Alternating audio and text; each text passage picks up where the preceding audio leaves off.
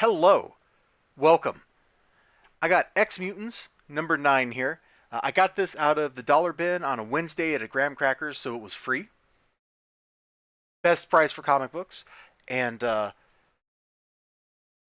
you might remember some of my reviews of at least one of the earlier issues. It might have been issue 1, in fact, that I actually did a review of. But I've read a couple of these books. And I was like, there's some interesting setup stuff here. Like, I kind of like what's going on. This is interesting. And here in issue 9, I got to tell you, I ain't got a clue what is going on. Like, just being honest with you, I don't know. We start off with basically like a bar fight breaking out here. So, in some little diner, Mama Mia's, the social center for local mutants. There you go. You got one group of mutants that like the Ex-Mutants. You got one group of mutants that hate the Ex-Mutants. And it all just kind of boils up and comes to a head. Now, the thing that really kind of threw me for a loop, well, there's two things. Two things that really kind of threw me for a loop. One is they're talking about Trixie not being, let me find the page, where she's walking around. Here we go. And I think this is her. Or somebody's like not around. And she's walking through here and she's like talking about all kinds of crazy stuff. But if I was in the past, why would I run into older versions of my friends and myself? And Kildare, he looks so much like Dylan.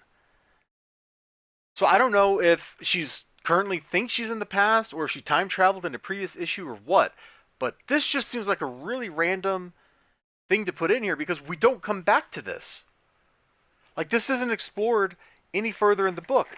Most of the rest of the book is Homeboy over here pulling a magic sword out of a stone, meeting like a sky goddess or something who's not wearing hardly any clothing, and then he proceeds to beat the crap out of a whole bunch of people for the rest of the book.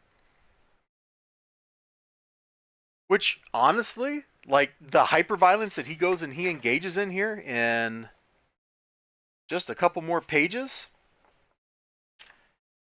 was kind of the most enjoyable part of the book.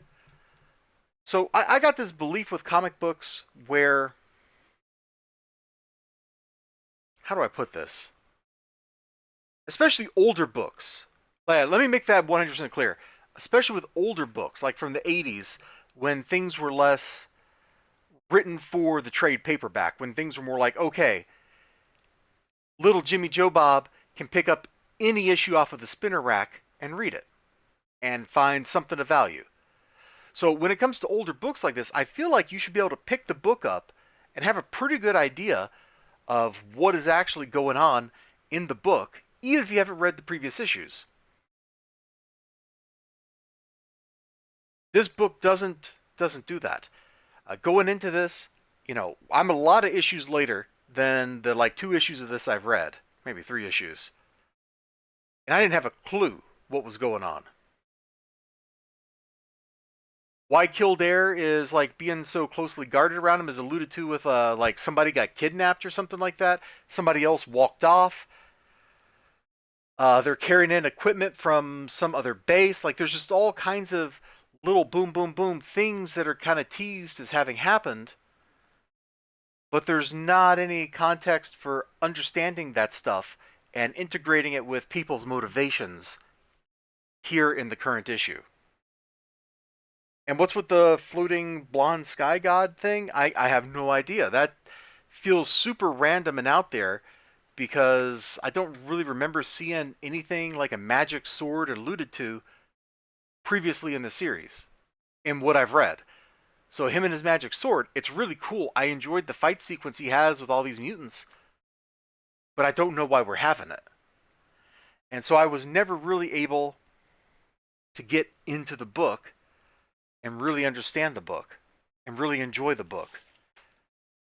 It seems pretty competently written, and I gotta tell you, like, what's on the cover is what's in the book. So the book gets like points for truth in advertising, which is the thing not very many books actually manage to do. So thumbs up on that one. I just kind of wish I'd known what was going on. So that's my feelings on this. You all take care of yourselves. You have a great day, great night, great whatever you got going on. I'll see you next time. Until then, bye bye.